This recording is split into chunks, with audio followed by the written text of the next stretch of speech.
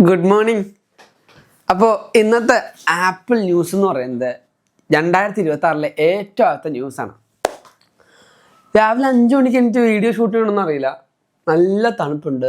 അതേപോലെ തന്നെ കിളികളല്ല കുരുവിയല്ല കുയിലിൻ്റെ കളകള രാഗങ്ങളും എല്ലാം കേൾക്കാം. ഞാൻ ആദ്യമായിട്ട് കുറേ നാളായിട്ടാണ് ഞാൻ ഈ ഒരു ടൈമിൽ എണീക്കുന്നത് തന്നെ. വേറൊരു കാര്യം, ഈ ലുക്ക് നോക്കി വെച്ചോ, കാരണം ഈ ഒരു ലുക്കിന് ഒരു ചെറിയ ട്രാൻസ്ഫോർമേഷൻ വരാൻ പോവാണ്. എന്താണെന്ന് വെച്ചാൽ ഞാൻ ഈ കൊല്ലം വിചാരിച്ചു ഹെയറൊക്കെ ഒന്ന് കട്ട് ചെയ്ത് താടിയൊക്കെ ഒന്ന് ഫുള്ള് ട്രിം ചെയ്ത് ഒന്ന് ഹെഡിനും താടിക്കൊക്കെ കുറച്ച് ബ്രീത്ത് ചെയ്യാനുള്ളൊരു സമയം കൊടുക്കാമെന്ന് വിചാരിച്ചു. ഞാൻ 2022 മുടി വെട്ടിക്കഴിഞ്ഞപ്പോഴാണ് ഞാൻ മുടി വെട്ടിക്കഴിഞ്ഞപ്പോഴാണ് ഞാൻ ഫുള്ള് മൊട്ടയടിച്ചത്. അന്ന് ആ പ്രേതത്തിൻ്റെ ഒരു സ്റ്റൈലായിരുന്നു, താടി മാത്രം വെച്ച് ഫുള്ള് മൊട്ടയടിച്ചിട്ട് ആ ഒരു വൈബ് ഓടിച്ച്. നമ്മൾ ഇടയ്ക്ക് ഒരു ചേഞ്ച് ലാലേട്ടന്മാർ ആരാമന്നെ ചേഞ്ച് ആഗ്രഹിക്കാത്ത എന്ന് ആഗ്രഹിച്ചുകൊണ്ട് ഞാൻ പോയി മുടി വെട്ടാം എന്ന് കരുതി. സോ ഫ്രഷ് എയറല്ലേ, ഒരു ഫ്രഷ് ലുക്ക്. നമുക്ക് ഈ ഒരു ഏജിലാണ് എല്ലാ സ്റ്റൈലും ട്രൈ ചെയ്യാൻ പറ്റുള്ളൂ. അങ്ങോട്ട് ചെയ്യുക. അപ്പോൾ ഇന്നത്തെ ആപ്പിൾ ന്യൂസിൻ്റെ ഈ ഒരു എപ്പിസോഡിൽ കുറേ പുതിയ എക്സൈറ്റിംഗ് ആയ കാര്യങ്ങൾ 2026 വരാൻ പോകുന്ന ആപ്പിളിൻ്റെ കുറച്ച് ലീക്സും റൂമേഴ്സും നമുക്ക് ലഭിച്ചിട്ടുണ്ട്. അതാണ് ഈ ഒരു വീഡിയോയിൽ നമ്മൾ ഫോക്കസ് ചെയ്യാൻ പോകുന്നത്. ഇതേപോലെ അടിപൊളിയായ ആപ്പിളിൻ്റെ അപ്ഡേറ്റ്സും ബാക്കി ലീക്സും റൂമേഴ്സും എല്ലാം അറിയണമെങ്കിൽ നമ്മുടെ ചാനൽ ഇപ്പം തന്നെ സബ്സ്ക്രൈബ് ചെയ്യുക. നമ്മുടെ ഈ ഒരു കൊല്ലം എവിക്ക ചാനൽ 1 മില്യൺ ഹിറ്റ് ചെയ്യുന്നതാണ് എൻ്റെ ആഗ്രഹം. അതിന് നിങ്ങൾ ഹെൽപ്പ് ചെയ്യുക. സോ ഇപ്പം തന്നെ സബ്സ്ക്രൈബ് ചെയ്യുക. എല്ലാ കൂട്ടുകാർക്കും നമ്മുടെ ചാനൽ ഷെയർ ചെയ്ത് കൊടുക്കുക. ഇൻസ്റ്റാഗ്രാമിൽ കൂടെയും ഫേസ്ബുക്കിൽ കൂടെയും നിങ്ങൾക്ക് ഫോളോ ചെയ്യാം. And this is Jebin Xavier. Welcome back to എവിക്ക.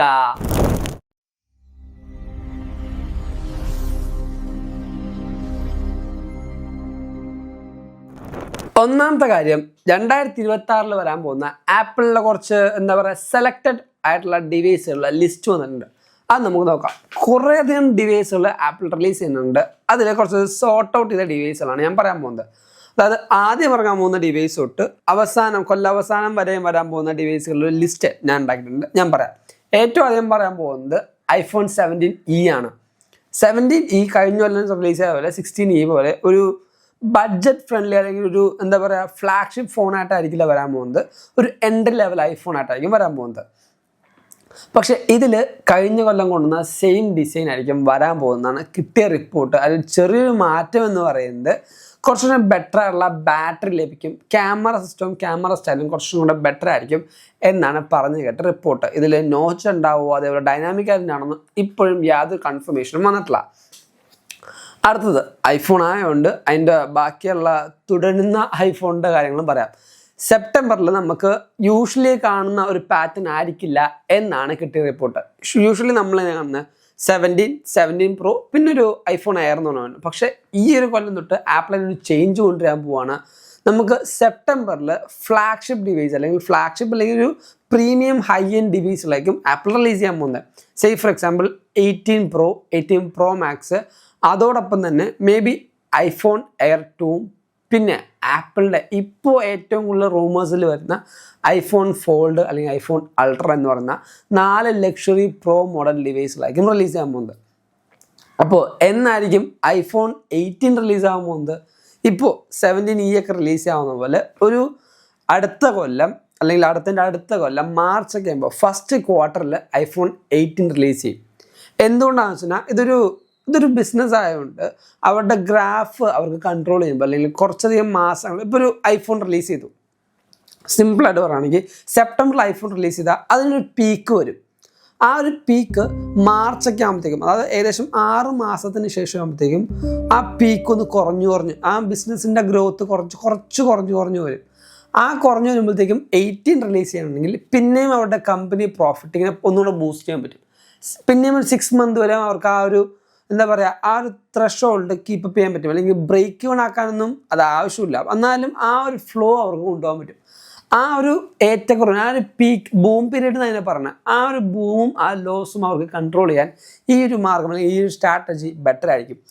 ഞാൻ തിങ്ക് ചെയ്തപ്പോഴും എനിക്ക് അത് കുറച്ചുകൂടെ ബെറ്റർ ആയിരിക്കും എന്ന് തോന്നി. അതുകൊണ്ടാണ് ആ ഒരു തിയറി കേട്ടപ്പോൾ ഞാൻ കറക്റ്റായിട്ട് പറഞ്ഞത്. സോ ഐഫോണിൻ്റെ റിലീസ് ഡേറ്റ് അല്ലെങ്കിൽ റോഡ് മാപ്പ് അങ്ങനെ ആയിരിക്കും എന്നൊരു റിപ്പോർട്ടുണ്ട്. പിന്നീട് കേൾക്കുന്നതാണ് A18 Pro വെച്ചിട്ടുള്ള ഒരു മാക്ബുക്ക് എന്ന് പറയുന്നത്. എൻട്രി ലെവൽ മാക്ബുക്കാണ്. ഇപ്പോൾ നമ്മുടെ നാട്ടിൽ അല്ലെങ്കിൽ ഇപ്പോൾ ആപ്പിൾ റിലീസ് ചെയ്യുന്ന സ്ട്രാറ്റജി അല്ലെങ്കിൽ ആ ഒരു റിലീസ് ചെയ്യുന്ന പാറ്റേൺ അനുസരിച്ച് എയർ ആണ് ഒരു എൻട്രി ലെവൽ മാക്ബുക്ക് എന്ന് പറയുന്നത്. പക്ഷെ അതിനും ചീപ്പറായിട്ട് ഫോണിൻ്റെ ചിപ്സെറ്റ് വെച്ചുകൊണ്ട് ആപ്പിൾ ഒരു മാക്ബുക്ക് റിലീസ് ചെയ്യുന്നുണ്ട്. Only focusing on small entrepreneurs and students. ഇവർക്ക് രണ്ടുപേർക്കും ഹൈ എൻഡ് ഗ്രാഫിക്സോ അതോടൊപ്പം പ്രോ ചിപ്സെറ്റിൻ്റെ ആവശ്യം ഉണ്ടാവില്ല. അവർക്ക് ആവശ്യമുള്ള ഡെയിലി ലൈഫിൽ ചെയ്യേണ്ട കുറച്ച് ആക്ടിവിറ്റീസ് ഉണ്ട്. ഇപ്പം എന്താ പറയുക, പോർട്ട്ഫോളിയോ ക്രിയേറ്റ് ചെയ്യുക, അതേപോലെ തന്നെ ചെറിയ ചെറിയ അസൈൻമെൻറ്റ്സ്, PPTs, സ്ലൈഡ്സ് അത് ക്രിയേറ്റ് ചെയ്യുക, പിന്നെ ചെറിയ ചെറിയ നമ്മുടെ ബാങ്കിങ് ഡീറ്റെയിൽസ്, വേറെ കുറേ സ്റ്റാറ്റസ്, അവരുടെ ബിസിനസ്സിൻ്റെ കുറേ അധികം കാര്യങ്ങൾ, ചെറിയ ചെറിയ കാര്യങ്ങൾ. ഈ സ്മോൾ ഓൺടർപ്രണേഴ്സ് ഒക്കെ ഇല്ലേ, ഇപ്പോൾ അല്ലെങ്കിൽ സ്റ്റാർട്ടപ്പിൻ്റെ കമ്പനീസ് ഒക്കെ ഇല്ലേ, ആ ഒരു ചെറിയ ചെറിയ ആൾക്കാർക്കൊക്കെ ഈ പറയുന്ന A18 Pro അല്ലെങ്കിൽ A19 Proയിലൊക്കെ വന്നു കഴിഞ്ഞാൽ ചിപ്സെറ്റിൽ സ്നാപ്ഡ്രാഗണിൽ ഇപ്പോൾ കുറേ അധികം നമുക്ക് ലാപ്ടോപ്സ് മാർക്കറ്റിൽ അവൈലബിൾ ആണ്. അതേപോലെ ഐഫോൺ ചിപ്സെറ്റും അത്യാവശ്യം നല്ല എഫിഷ്യൻസി ഉണ്ട്. ഇതേ പറഞ്ഞാൽ അത്യാവശ്യം നല്ല കാര്യങ്ങൾ ചെയ്യാനായിട്ട്. സോ ഒരു എൻട്രി ലെവൽ മാക്ബുക്കും കൂടെ വരികയാണെങ്കിൽ ആപ്പിളിന് മാർക്കറ്റിൽ അത്യാവശ്യം നല്ല രീതിക്ക് കിടപിടിച്ച് നിൽക്കാനുള്ള ഡിവൈസും കൂടെ മാക്ബുക്കിൻ്റെ ആ ഒരു സെക്ഷനും കൂടെ വരാനുള്ള ചാൻസ് ഉണ്ട്. പിന്നീട് വരാൻ പോകുന്നത് ആപ്പിൾ TVയുടെ പുതിയൊരു ഡിവൈസ് വരാൻ പോകുന്നുണ്ട്. AirTag 2nd ജനറേഷൻ വരാൻ പോകുന്നുണ്ട്.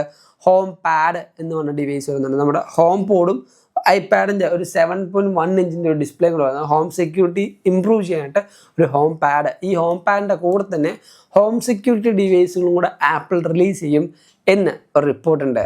അടുത്തൊരു ന്യൂസ് എന്ന് പറയുന്നത്, ഇപ്പോൾ നമുക്കറിയാവുന്ന ട്രംപ് എണ്ണം വന്നു കഴിഞ്ഞപ്പോഴത്തേക്കും ചൈനയിൽ നിന്ന് എന്ത് ഇമ്പോർട്ട് ചെയ്താലും ഭയങ്കര ടാക്സ് ആണ് അമേരിക്കയിലേക്ക് നമുക്ക് ഓരോ പ്രൊഡക്റ്റുകൾ കൊണ്ടുവരുമ്പോഴുള്ള വില. പക്ഷേ അത് കുറക്കാൻ വേണ്ടി സാംസങ്ങിൻ്റെ ഒരു പുതിയ ചിപ്സിൻ്റെ പ്ലാന്റ് അമേരിക്കയിലേക്ക് ചെയ്യാൻ പോകുന്നുണ്ട്. അങ്ങനെ വരുമ്പോൾ ചിപ്പിൻ്റെ പ്രൈസ്, അതായത് ഇമ്പോർട്ടിൻ്റെ ആ ഒരു പ്രൈസില്ലേ, ആ താരിഫില്ലേ, അത് കൺട്രോൾ ചെയ്യാൻ ആപ്പിളിന് പറ്റും.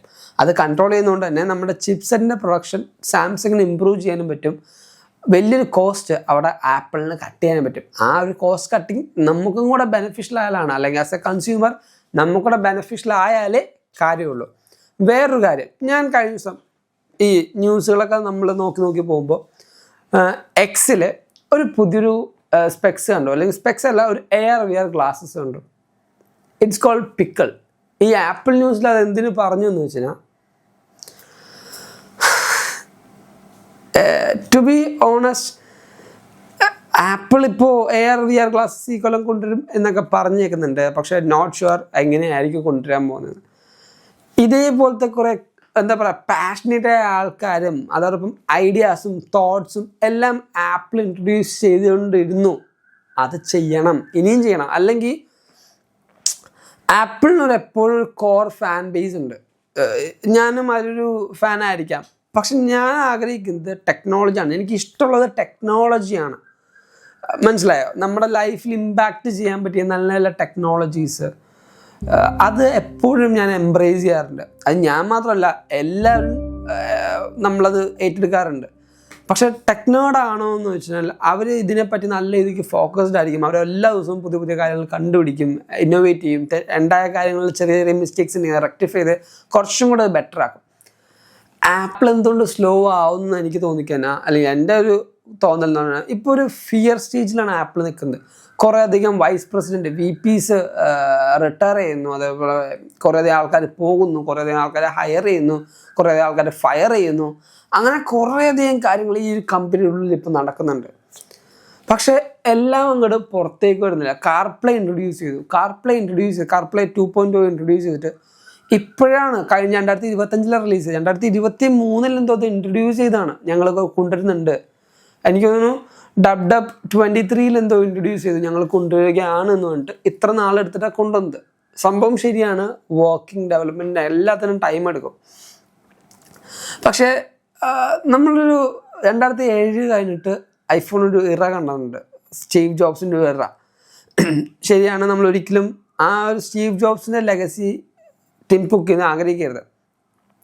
ഞാൻ പറഞ്ഞത് ആസ് എ കമ്പനി ആപ്പിൾ ഇപ്പോൾ കുറച്ച് സ്ലോ ആണ് എന്നേ പറഞ്ഞുള്ളൂ. ഒരിക്കലും ബാഡ് ആണെന്നല്ല ഞാൻ പറഞ്ഞത്, സ്ലോ ആണെന്ന് ഞാൻ പറഞ്ഞത്. ആപ്പിൾ AR/VR ഗ്ലാസ്സസ് എല്ലാം ആപ്പിൾ ഇൻട്രൊഡ്യൂസ് ചെയ്തിട്ട് അത് മറ്റ് കമ്പനികൾ കോപ്പി അടിച്ചുകൊണ്ടിരുന്ന ടൈം ഉണ്ടായിരുന്നു. അതിപ്പോൾ ടെക്നോളജിയിലും പല സോഫ്റ്റ്വെയറിലും പല സോഫ്റ്റ്വെയർ ട്വീക്കിങ്ങിലും ഞാൻ സൈലൻ്റ് ആക്കിയില്ല. അപ്പോൾ പല കമ്പനീസും അത് ഫോളോ ചെയ്തിരുന്നു. ഇപ്പോഴും ഡൈനാമിക് എലൻറ്റും ബാക്കി കാര്യങ്ങളും വന്നപ്പോൾ കൊണ്ടുവന്നിട്ടുണ്ട്, ഇല്ല എന്ന് ഞാൻ പറയില്ല. എന്നാലും as A apple fan boy അല്ലെങ്കിൽ ആപ്പിൾ എന്താ പറയുക നേർഡ്, ഞാൻ ആഗ്രഹിക്കുന്നത് ആപ്പിൾ കുറച്ചുകൂടെ പുതിയ പുതിയ കാര്യങ്ങൾ ഇന്നോവേറ്റ് ചെയ്യും, കുറച്ചുകൂടെ റിസ്ക് ടേക്കിംഗ് ആയിരിക്കണം. മനസ്സിലായി, അതാണ് എൻ്റെ ആഗ്രഹം. കുറച്ചുകൂടെ റിസ്ക് എടുക്കണം. ആ റിസ്ക് എടുക്കുമ്പോൾ ഇപ്പോൾ വിഷൻ പ്രോ വന്നു, നിങ്ങൾ വേണമെങ്കിൽ ജസ്റ്റ് ഒന്ന് പിക്കൾ എയർ വിയർ ഗ്ലാസ് ഒന്ന് അടിച്ചു നോക്കുക, നിങ്ങൾക്ക് കാണുമ്പോൾ മനസ്സിലാവും. അതിന് വള്ളിയും കൊമ്പും കൊല്ലൊന്നും കാണിച്ചിട്ടില്ല. ഇനി അവർ കാണിക്കാത്തയാണോ എന്നറിയില്ല. പക്ഷെ അതിൻ്റെ ബാറ്ററിയുടെ ലൈഫ് ഒന്നും അവർ പറയുന്നില്ല. അതെങ്ങനെയാണ്, അത് എത്ര നാൾ ബാറ്ററി നിൽക്കും, എത്ര ദിവസം അത് ചാർജ് ചെയ്യണം, യാതൊരു കാര്യവും അവിടെ ഇൻട്രൊഡക്ഷൻ വീഡിയോയിലില്ല.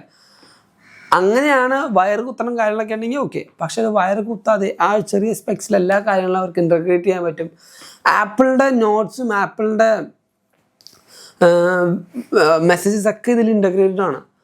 സോ അവർ കൊണ്ട് അത് ഭയങ്കര യങ്സ്റ്റേഴ്സാണെന്ന് എനിക്ക് കണ്ടിട്ട്. അതേപോലെ റിസ്ക് എടുക്കാനും അതോടൊപ്പം പുതിയ പുതിയ ടെക്നോളജീസ് ഇന്നോവേറ്റ് ചെയ്ത് ആൾക്കാരെ കാണിക്കാനും ആപ്പിളും കൂടെ ഒന്നും കൂടെ ഒന്ന് മുതിരണം. കുഴപ്പമില്ല, നമുക്ക് ചെയ്യാം എന്നുള്ളൊരു കോൺസെപ്റ്റ് അല്ലെങ്കിൽ അങ്ങനത്തെ ഒരു റിസ്ക് എടുക്കണം എന്ന് തോന്നുന്നുണ്ട് എനിക്കിപ്പോൾ. മേ ബി അവരുടെ ആ ഒരു പെർസ്പെക്റ്റീവ് അല്ലെങ്കിൽ അവരുടെ സ്ട്രാറ്റജി എന്താണെന്ന് നമുക്ക് ഒരിക്കലും അറിയില്ല. നമ്മൾ പറയുന്ന പോലെ ആയിരിക്കില്ല അവരുടെ കമ്പനി. ഒരാളല്ലല്ലോ ഈ കമ്പനി നിൽക്കുന്നത്, ഒരു ബോർഡ് ഓഫ് ഡയറക്ടേഴ്സും അതിൻ്റെ ഉള്ളിൽ കുറേ ആൾക്കാരുണ്ടാവല്ലോ, ബോർഡ് ഓഫ് മെമ്പേഴ്സും എല്ലാവരും ഉണ്ടാവും. അവരുടെ ഓരോ ആൾക്കാരുടെ തീരുമാനത്തിലായിരിക്കും പോകാൻ പോണത്. നമ്മുടെ 26.4 ഏറ്റവും പുതിയൊരു സിറി വരും എന്ന് പറയുന്നുണ്ട്. സിറി വന്നപ്പോൾ കഴിഞ്ഞ കൊല്ലം iOS 18 സിറി വന്നപ്പോഴും അതൊരു ഫെയിലിയർ ആയിപ്പോയി. ഞാൻ പറയുന്നത് തെറ്റാണെങ്കിൽ നിങ്ങൾക്ക് താഴത്തുനിന്ന് കമൻറ്റ് ചെയ്യാം, മാന്യമായിട്ട് കമൻറ്റ് ചെയ്യാം. ഞാൻ പറഞ്ഞത് ശരിയല്ലേ? iOS 18 വന്നപ്പോൾ സിറി, iPhone 16 ഇറങ്ങിയപ്പോൾ പോലും ബിൽഡ് ഫോർ ആപ്പിൾ ഇൻ്റലിജൻസ് കൊണ്ട് പേഴ്സണലി ഞാൻ ആപ്പിൾ ഇൻ്റലിജൻസ് ഓഫ് ചെയ്തിട്ടിരിക്കുകയാണ്. എന്തുകൊണ്ടെന്ന് വെച്ചാൽ ChatGPTയും ജെമിനിയും തന്നെ ഇപ്പോൾ അത്യാവശ്യം കാര്യങ്ങൾ ചെയ്യുന്നുണ്ട്. സംഭവം ശരിയാണ്, നമ്മുടെ പേഴ്സണൽ കോൺടാക്സ്റ്റോ ബാക്കി ഒരു കാര്യങ്ങളോ നിങ്ങൾക്ക് അറിയില്ല. Except ChatGPT. നമ്മൾ ChatGPT പോകുന്നത് ഈ കൊതുക് രാവിലെ ഷൂട്ട് ചെയ്താലും വരും, രാത്രി ഷൂട്ട് ചെയ്തുകൊണ്ടാണ് കൊതുക് വന്നതെന്ന് വെച്ചാൽ രാവിലെ ഷൂട്ട് ചെയ്തത്. അപ്പോൾ കൊതുക് പിന്നെ ഓ കം ഓൺ കൊതുക് ബ്രോ. അപ്പോൾ ഞാൻ പറഞ്ഞത് ChatGPT നോക്കുമ്പോൾ ChatGPT ഒരു ചാറ്റ് ബോട്ട് ആയതുകൊണ്ട് നമ്മുടെ എല്ലാ കാര്യങ്ങളും മെമ്മറൈസ് ചെയ്തു. ഓൾമോസ്റ്റ് ഗൂഗിൾ ജെമിനി അങ്ങനെയാണ്. പക്ഷേ ഗൂഗിൾ ജെമിനി അത്ര ഒരു എന്താ പറയുക ഹ്യൂമൻ സെൻട്രിക് ആയിട്ട് വർക്ക് ചെയ്ത് ഞാൻ കണ്ടിട്ടില്ല. അതേപോലെ ഒരു ചാറ്റ് ബോട്ട് അല്ലെങ്കിൽ അതേപോലൊരു മെമ്മറൈസ്ഡ് ആയിട്ടുള്ള സിറിനെ കൊണ്ടുതന്നെ ഞാനിപ്പോൾ ഒരു കാര്യം ചോദിച്ചു. ചിലപ്പോൾ 2 മാസങ്ങൾക്ക് മുമ്പായിരിക്കും ഞാനൊരു ഐഡിയ വന്നപ്പോൾ എൻ്റെ സിറി എടുത്ത് പറഞ്ഞത്. ആ ഒരു ഐഡിയ ഞാൻ പെട്ടെന്ന് വരുമ്പോൾ ഞാനിങ്ങനെ ഒരു കാര്യം പ്ലാൻ ചെയ്യുന്നുണ്ട്, എന്താ എൻ്റെ സജഷൻ നോക്കുമ്പോൾ എബിൻ അന്ന് ഒരു കാര്യം പറഞ്ഞില്ലേ, ആ ഒരു ഐഡിയ ഇങ്ങനെ ഉണ്ട്, അല്ല നമുക്ക് ഇങ്ങനെ ചെയ്താൽ എങ്ങനെ ഉണ്ടാവും. അതേപോലെ നല്ലൊരു അസിസ്റ്റൻ്റ് ആയിട്ട് കൊണ്ടുതന്നാം. ഈ പറയുന്ന സിറിയാണ് ഏറ്റവും ആദ്യം നല്ലൊരു പേഴ്സണൽ അസിസ്റ്റൻ്റ് ആയിട്ട് കൊണ്ടുവന്നത്. സിറി ഒരു സെപ്പറേറ്റ് കമ്പനിയാണ് കേട്ടോ. സിറി ആപ്പിൾ ഇൻവെൻറ്റ് ചെയ്തൊരു കാര്യമല്ല. ഞാൻ ഇൻഫർമേഷൻ പറയാം, സിറി എന്ന് പറയുന്നത് ആപ്പിൾ ഇൻവെൻറ്റഡ് സാധനമല്ല. അത് സെപ്പറേറ്റ് ഒരു കമ്പനി ആയിരുന്നു. സ്റ്റീവ് ജോബ്സ് ആ കമ്പനിയുടെ ആ ഒരു ആക്ടിവിറ്റി കണ്ട് ഇഷ്ടപ്പെട്ടിട്ട് ആ കമ്പനി വാങ്ങിച്ചിട്ടാണ് സിറി എന്ന് പറഞ്ഞ സാധനം ആപ്പിളിലേക്ക് ഇൻ്റഗ്രേറ്റ് ചെയ്തത്. ആപ്പിളിലേക്ക് ഇൻ്റഗ്രേറ്റ് ചെയ്തപ്പോൾ എന്ത് പറ്റി, ഈ ഒരു കാര്യം അന്നത്തെ ടെക്നോളജി അനുസരിച്ച് ഓരോ ഇൻഫർമേഷൻ സ്റ്റാക്ക് ചെയ്താണ് വെക്കുന്നത്. അതായത് ഹായ് എന്ന് പറഞ്ഞാൽ ഹായ് പറയും, ഹവാർ എന്ന് വെച്ചാൽ ഞാൻ ഫൈൻ എന്ന് വയ്ക്കും. അങ്ങനെ ഓരോ പ്രോംപ്റ്റ് അല്ലെങ്കിൽ ഓരോ ചോദ്യങ്ങൾക്ക് ഓരോ ഉത്തരവാണ് സിറിയുടെ ഉള്ളിലുള്ളൂ. അല്ലാതെ സെപ്പറേറ്റ് ഉത്തരം സിറിക്കില്ല. അതായത് എന്ത് പഠിപ്പിച്ചോ ആ പഠിപ്പിച്ചതേ അത് പറയുള്ളൂ, അല്ലാതെ വേറെ ഒന്നും അതിൻ്റെ കയ്യിൽ നിന്നിട്ട് പറയില്ല. മനസ്സിലായി? അതാണ് സിറിയുടെ ഒരു ഫോമാറ്റ് എന്ന് പറയുന്നത്. ഞാൻ വേണമെങ്കിൽ സെപ്പറേറ്റ് ആയിട്ട് സിറി എന്താണ് സിറിയുടെ ഇപ്പോഴത്തെ അവസ്ഥ എന്നുള്ള ഫുള്ള് ഡീറ്റെയിൽസ് ഞാൻ ഒരു സെപ്പറേറ്റ് വീഡിയോ ആയിട്ട് ചെയ്യാം. അത് വേണമെങ്കിൽ നിങ്ങൾ തൊട്ട് താഴത്ത് കമൻറ്റ് ചെയ്യും. ഞാൻ വേണമെങ്കിൽ അതിനെപ്പറ്റി ഡീറ്റെയിൽഡ് ആയിട്ട് ഒരു വീഡിയോ ചെയ്യും. എന്താണ് സിറി, എങ്ങനെയാണ് സിറി, ഇപ്പം എന്തുകൊണ്ടാണ് സിറി താഴത്തേക്ക് നിൽക്കുന്നത്, അങ്ങനെ കുറേ കാര്യങ്ങൾ നമുക്ക് ഫോക്കസ് ചെയ്ത് പറയാം. സോ ഈ ഒരു ന്യൂസ് വീഡിയോയിൽ ഞാൻ ഫോക്കസ് ചെയ്തത് വരാൻ പോകുന്ന അപ്കമിങ് ആപ്പിൾ പ്രൊഡക്റ്റുകളും അതോടൊപ്പം ആപ്പിളിലെ കുറേയധികം മാറ്റങ്ങളും റിസ്ക് ഫാക്ടേഴ്സും എല്ലാമാണ് ഞാൻ ഫോക്കസ് ചെയ്തത്. അത് കറക്റ്റായിട്ട് ഞാൻ നിങ്ങളോട് പറഞ്ഞു എന്ന് ഞാൻ വിശ്വസിക്കുന്നു. ഈ ഒരു വീഡിയോ നിങ്ങൾക്ക് ഇഷ്ടപ്പെട്ടാൽ ഇപ്പോൾ തന്നെ ലൈക്ക് ചെയ്യുക, എല്ലാ കൂട്ടുകാർക്കും ഈ ഒരു വീഡിയോ ഷെയർ ചെയ്ത് കൊടുക്കുക. ഞാൻ ആദ്യം പറഞ്ഞ പോലെ ഈ ഒരു കൊല്ലം നമുക്ക് 1 മില്യൺ അടിക്കാനായിട്ട് എന്തായാലും ചെയ്യണം. സോ ഇപ്പോൾ തന്നെ സബ്സ്ക്രൈബ് ചെയ്യുക. നമ്മുടെ എല്ലാ കൂട്ടുകാർക്കും ഈ ഒരു വീഡിയോ ഷെയർ കൊടുക്കുക. ഇൻസ്റ്റാഗ്രാമിൽ കൂടി ഫേസ്ബുക്കിലൂടെ ഫോളോ ചെയ്യുകയാണെങ്കിൽ നിങ്ങൾക്ക് റെഗുലറായിട്ട് ആപ്പിളിൻ്റെ വാൾപേപ്പേഴ്സും അല്ലെങ്കിൽ നമ്മുടെ എല്ലാ വാൾപേപ്പേഴ്സും ആൻഡ് ഏറ്റവും നല്ല പുതിയ ഇൻഫർമേഷൻസും അവിടെ നിന്ന് കിട്ടും. സോ എന്തായാലും ഫോളോ ചെയ്യുക. ലിങ്ക് നമ്മുടെ ഡിസ്ക്രിപ്ഷൻ ബോക്സിൽ കൊടുത്തിട്ടുണ്ട്. And thank you so much for watching this all video. This is Ebin Xavier from എവിക്ക.